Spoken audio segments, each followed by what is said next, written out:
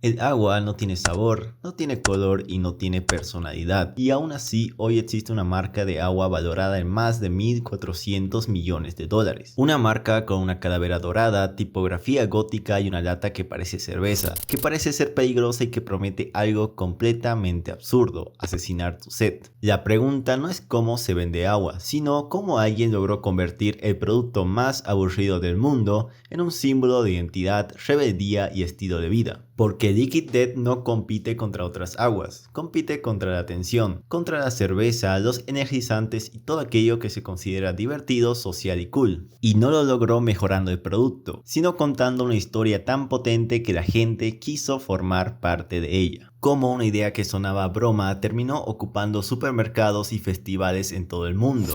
Para entenderlo no basta con analizar números o campañas virales, hay que entender a la persona detrás de esta idea, alguien que no venía de Harvard ni parecía el típico empresario. Esta es la historia de cómo el marketing dejó de vender productos y empezó a vender identidad, de cómo el entretenimiento se convirtió en la estrategia más poderosa del negocio, y de cómo una simple lata de agua demostró que en el mundo actual llamar la atención vale más que cualquier fórmula secreta. Su creador, Mike Cesario, no encaja en la imagen clásica del fundador de una empresa millonaria. No creció soñando con levantar millones en inversión ni con construir una empresa para Wall Street. Creció en Delaware y más tarde se mudó a Filadelfia, donde se sumergió de lleno en un mundo muy distinto de los negocios tradicionales, la cultura punk, el heavy metal y la música alternativa. Se movía en ese ambiente donde la autenticidad se valoraba por encima de todo, donde la estética visual se relaciona con lo macabro, agresivo y la sátira para desafiar lo establecido. A diferencia de muchos, Mike no aprendió sobre branding en libros de negocios, lo aprendió observando cómo las bandas construían comunidades leales sin grandes cantidades de dinero, como un logo en una camiseta podía significar pertenencia. Más adelante estudió en el Art Center College of Design, donde obtuvo su licenciatura en Bellas Artes en Publicidad. Ahí adquirió las herramientas técnicas para comunicar, pero lo más importante ya lo traía de antes, un entendimiento cultural que no podía enseñarse en una maestría. Luego trabajó en agencias como Crispin Porter y VaynerMedia, rodeado de marcas gigantes, pero incluso ahí Cesario empezó a notar algo que otros no veían. La mayoría de las marcas hablaban como corporaciones,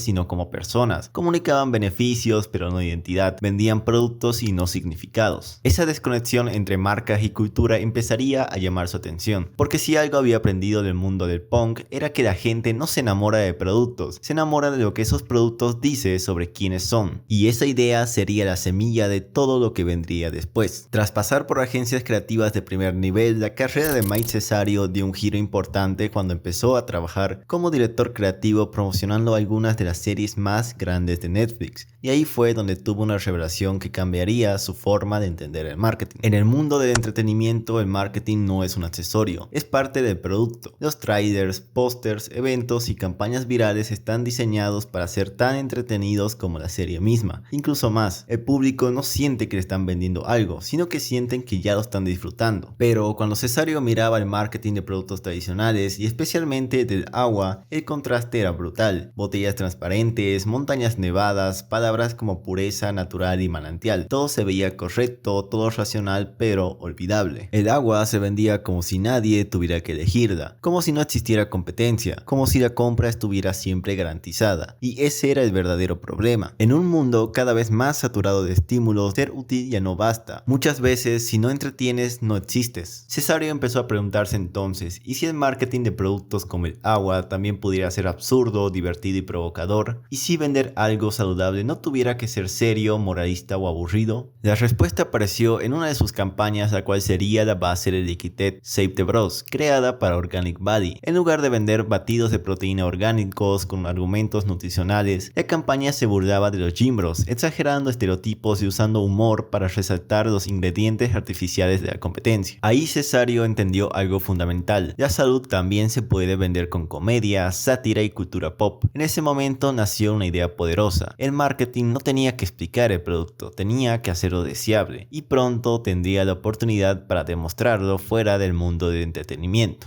El momento que dio origen real a Liquid Death no ocurrió en una oficina ni en una sala de juntas, tampoco en una lluvia de ideas. Ocurrió en 2009, en medio del caos, el sudor y el ruido del Vans Warped Tour, un festival que reunía lo más crudo de la cultura punk, rock y skate. En ese entorno, Monster Energy era una marca con fuerte presencia. Monster no solo vendía una bebida, vendía una imagen de energía, rebeldía y exceso, justo lo que ese público quería proyectar. Pero Cesario, observando con atención, notó algo inusual. Muchos de los asistentes, al necesitar hidratarse, no buscaban más cafeína ni azúcar, necesitaban agua, hidratación real, así que hacían algo curioso: bebían agua en latas de Monster, seguían sosteniendo la lata, pero el contenido era otro. Ese pequeño gesto reveló algo enorme. Primero, que existía un estigma invisible. Beber agua de una botella de plástico en ese entorno se percibía como aburrido, casi vergonzoso, ya que no encajaba con la identidad del lugar. Segundo, la lata alta tenía un peso cultural distinto. Simbolizaba fiesta, alcohol, energía y descontrol, no salud, no responsabilidad, y justamente por eso tenía gran poder. Y tercero, había una paradoja evidente. Las marcas divertidas, provocadoras y deseables eran en su mayoría poco saludables, mientras que las marcas saludables eran responsables y profundamente aburridas. Y ahí fue cuando entendió todo. Y si el problema del agua no era el producto sino el envase, y si se podía tomar algo sano sin renunciar a la identidad, y si el agua podía vestirse con la estética de una cerveza o un energizante sin dejar de ser agua. La idea era simple: empaquetar salud con la forma de lo prohibido, crear una bebida que permitiera hidratarte sin sentir que estabas traicionando a tu imagen. Cesario sabía que la idea sonaba absurda: agua en una lata que parecía cerveza, con una calavera y un nombre provocativo. Antes de buscar inversionistas, fábricas o cualquier permiso, necesitaba responder una sola pregunta: ¿alguien de verdad querría esto? Así que decidió probarlo de la forma más directa posible, con un comercial, no con un producto real porque aún no existía, solo contando una historia. Con apenas $1,500 buscó recursos cercanos. Una amiga de su esposa, actriz, aceptó protagonizar el video. Contrató a un diseñador freelance para crear un render 3D de una lata que todavía no se fabricaba. El producto no existía físicamente, pero en la pantalla parecía completamente real. Y el guión no tenía nada que ver con el marketing tradicional del agua. En el comercial, la actriz aparece interrogando a un hombre atado y amordazado, arrojándole agua encima como si se tratara de una tortura. Todo es exagerado, incómodo y violento. El mensaje final remata la escena con una frase imposible de olvidar: asesina tu sed. No había montañas, no había manantiales y no había promesas de pureza. Era lo opuesto a marcas como Fiji o Evian. El objetivo no era explicar el producto, era provocar una reacción. Para amplificar el experimento, Cesario invirtió unos $3,000 adicionales en anuncios de Facebook, suficiente para empujar el video frente a las personas que encajaban culturalmente con la estética de la marca, y los resultados fueron inmediatos. En 4 meses el video superó los 3 millones de reproducciones. La página de Facebook de una marca sin producto físico alcanzó más de 80,000 seguidores orgánicos, superando a marcas de agua ya establecidas como Aquafina. Y lo más importante, distribuidores y minoristas empezaron a escribir preguntando cómo podían vender algo que todavía no existía. Ese fue el momento de validación real, ya que no solo había atención, sino que había una demanda en el mercado. Liquid Death dejó de ser una idea absurda y se convirtió en una oportunidad real. Con miles de vistas y personas pidiendo un producto que aún no existía, Cesario dio el siguiente paso: buscar inversión. Pero esto no sería fácil. Muchos no creían en la idea, y durante meses la respuesta fue la duda, hasta que Cesario conectó con Science Inc., un fondo de inversión de alto riesgo. Ellos entendieron algo que otros pasaron por alto: el producto no era el agua, era la atención, y decidieron apostar por ella. La inversión inicial fue de aproximadamente $2.2 millones,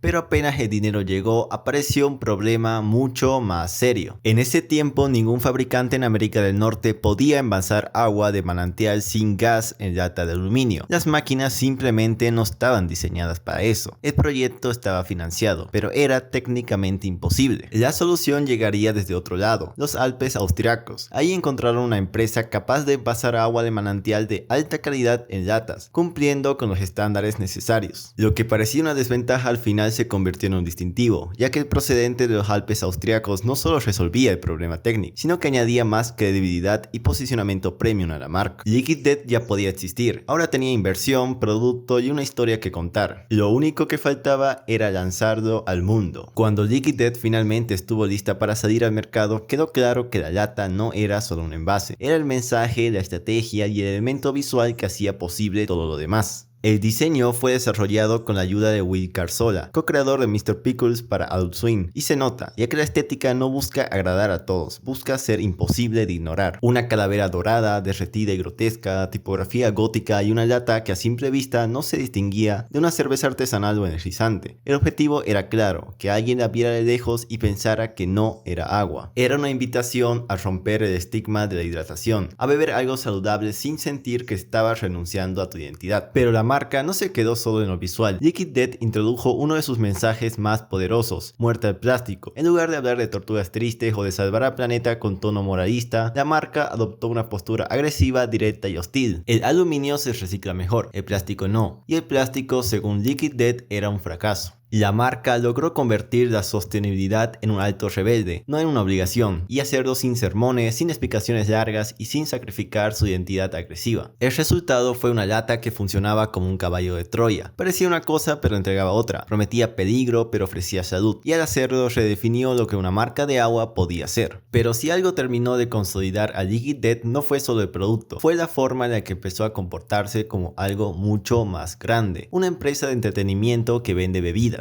que monetiza a través del agua. Su equipo creativo interno funciona más como una sala de guionistas de comedia que como un departamento de marketing. La misión no es vender características del producto, sino crear ideas tan absurdas, provocadoras y comentables que los medios y las redes hagan el trabajo por ellos mismos. Uno de los mejores ejemplos de esta mentalidad fueron los álbumes llamados Greatest Hits. La mayoría de las marcas ignoran o eliminan los comentarios de odio. Liquid Death hizo lo contrario. Decidió convertirlos en contenido. Tomaron correos y mensajes reales de las personas indignadas por el nombre, la calavera o el concepto de la marca y los transformaron literalmente en letras de canciones de metal. Contrataron músicos profesionales de la escena punk y metal para grabar álbumes reales en vinilo donde cada canción era un comentario de odio. Lo que comenzó como una broma escaló hasta colaboraciones con figuras como Tony Hawk y miembros de las bandas icónicas. Luego vinieron las patinetas con la sangre de Tony Hawk. Liquid Death lanzó una edición limitada de 100 skateboards pintados con pintura que contenía la sangre real del propio Tony. Cada una costaba $500 y se agotaron en menos de 20 minutos. La polémica fue inmediata. Medios tradicionales, redes sociales y celebridades hablaron sobre la campaña durante días. La marca no solo no evitó la controversia, sino que la hizo parte de ellos. Ahí Liquid Death entendió que la conversación, aunque incómoda, reforzaba su relevancia. Elevando lo absurdo de sus premios, la marca adquirió un jet de combate real, un Aero L-39C Albatros, y lanzó un sorteo para regalarlo a un cliente, o su equivalente en dinero, burlándose de los sistemas de puntos de fidelidad que ofrecen recompensas insignificantes. Y cuando llegó el Super Bowl, la marca hizo lo impensable. No intentó competir con los anuncios más caros, optó por la parodia, mostrando niños comportándose como adultos borrachos con latas que parecen cerveza, para recordar al final una verdad incómoda: es solo agua. Liquid Death no pedía atención, sino que la fabricaba. En este punto la marca tenía que demostrar que podía convertirse en algo más grande sin perder su identidad, así que decidió expandir su catálogo de bebidas. El primer paso fue el agua con gas. La lata negra de Sparkling Water le permitió entrar en una categoría ya existente, pero con una estética mucho más agresiva y reconocible. Luego llegaron los sabores. Nombres como Severed Line o Mango Chaseau reemplazaron el lenguaje común de la industria por uno cargado de personalidad, ofreciendo una alternativa real a los refrescos, con bajo azúcar pero sin perder la identidad rebelde. Más adelante entró al mercado del té helado. Una vez más no compitió por precio ni por tradición, sino por narrativa. Sabores como Green Leafer o Rest in Peach mantuvieron un perfil de azúcar mucho más bajo sin parecer una marca saludable. Pero su jugada clave fue Dead Dust, una mezcla de electrolitos en polvo que atacaba marcas establecidas, mejorando los márgenes de ganancia y resolviendo un problema logístico enorme, ya que enviar bebida en polvo es mucho más barato y ecológico que enviar agua. No fue solo un nuevo producto, sino fue una prueba de la madurez empresarial de la empresa, dejando en claro que su principal fuerte no era el agua, era la atención, y sabía cómo convertirla en nuevos negocios. Para 2024, Liquid Death ya no era una marca rara, Era todo un gigante. La empresa cerró una ronda de financiación de 67 millones de dólares, alcanzando una valoración de 1.400 millones, entrando oficialmente en el club de los unicornios, empresas que sin cotizar en bolsa superan los 1.000 millones de dólares en valor. Sus productos estaban presentes en más de 113.000 puntos en Estados Unidos, incluyendo Walmart, Target, Whole Foods y 7-Eleven. Y en 2023 la compañía reportó 263 millones de dólares en ventas, marcando su tercer año consecutivo de crecimiento. Entre sus inversionistas aparecieron nombres estratégicos como Live Nation, asegurando presencia exclusiva en recintos y festivales de todo el mundo. Pero el éxito trajo un nuevo tipo de tensión. Desde finales de 2023 comenzaron a circular rumores sobre una posible salida a bolsa. ¿Puede acaso una marca construida sobre romper reglas sobrevivir al entorno de Wall Street? ¿Puede una empresa que se burla de lo corporativo convivir con accionistas y además cumplir con las expectativas constantes del mercado? Bueno, este es el dilema final de Liquid,